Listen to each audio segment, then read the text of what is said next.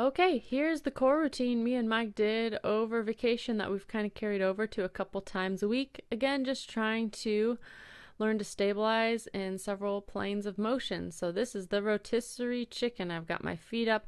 The whole point with this is to not let your back extend or essentially drop down towards the mat during all this. And notice when I come up, I don't let myself sag in the shoulders at all.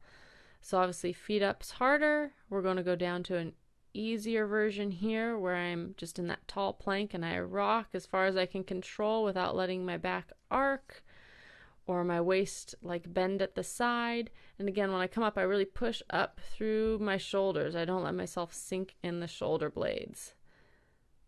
You might feel like a chicken just spinning around and around by the end of this.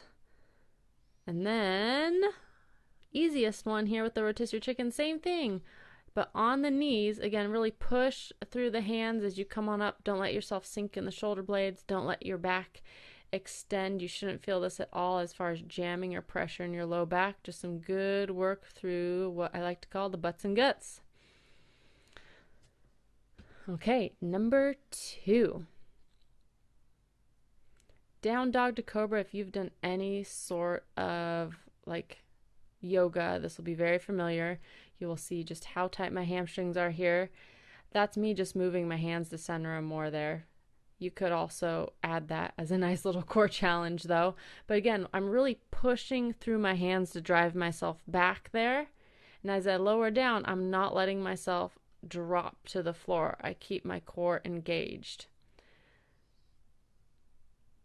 Second version here, little harder on this second version, is you bring one hand to the opposite foot as you come up, put more demand on one shoulder, and as well you're trying to not allow your body to rotate as you move that hand. So try not to have a bunch of rotational motion, or don't let your hips drop side to side if you do try this challenge.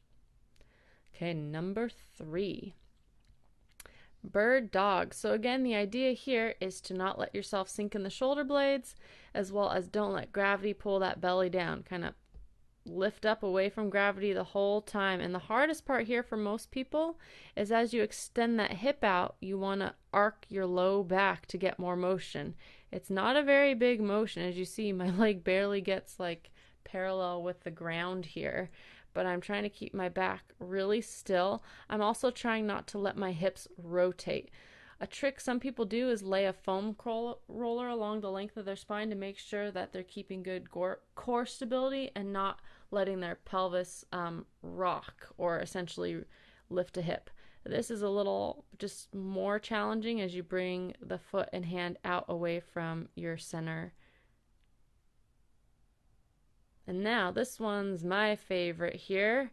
You lift the knees up from the ground and then you just alternate kicking out here. You're going to get a lot more hip flexor challenge on the leg that's down on the ground. Again, try not to let the pelvis rotate as you extend the hips straight out behind you, only extending as far as the hips will go, not letting the low back try and get you extra height. Number 4. This is the side plank hip series. So notice my elbow is underneath my shoulder. Make sure it's underneath, otherwise your shoulder might get a little cranky. My heels are in line with my sit bones. I lift my waist away from the floor, and I'm just rotating my femur on my pelvis. So feeling good burn through the center of my bottom right now. Because my shirt's dropped, it's hard to tell, but my chest bone should be going straight ahead. So my torso shouldn't, or your torso shouldn't be dropping or rotating down towards the floor. Think of your body as a straight board. And now I'm lifting the hip up and down to the side. Don't let your body sink down. Keep nice and tall. Another challenge to that hip leg lift to the side you just saw is a full side plank. Again, avoid, if you're not strong enough, don't try and push it and compensate, but you should stay in a nice straight plank position as the hip raises and lowers. Okay, number 5.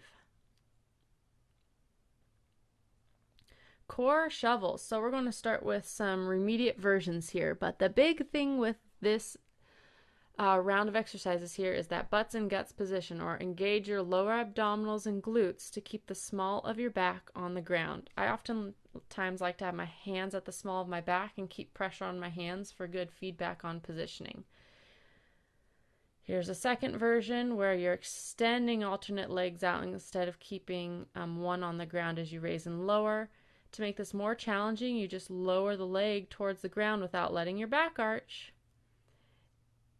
If it's too hard for you to get that leg out straight underneath you, you can always raise the legs up higher as you kick the knees out straight.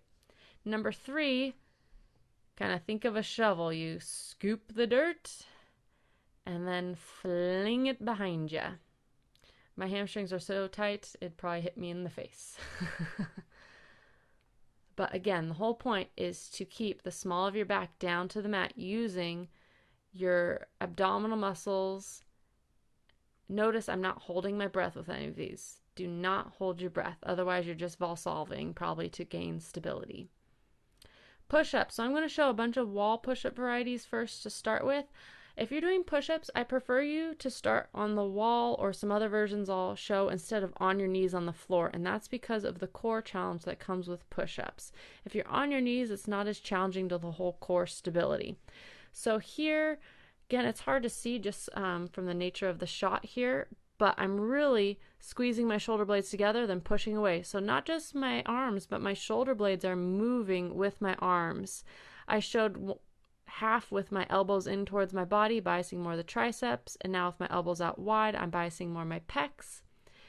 As that becomes easier for you, you can lower down to a counter height or a chair, but again, it's keeping that core stability as you raise and lower, or going down to the ground. I'm not showing many of these because I'm dealing with a rotator cuff injury right now, so that was a struggle, that push-up right there. But again, it's all about the core stability.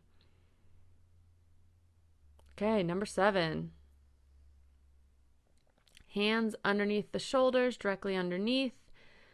And then you're going to bring a foot up to the hand, and you're just going to keep your big toe down on the ground as you rotate the knee away from the arm. So keep that big toe down. Don't let the whole foot rotate out with the knee. Foot stays flat, knee rotates out. Feel a good burn through the glutes, and possibly for some of you a nice stretch through the hips. And that's the series. Enjoy!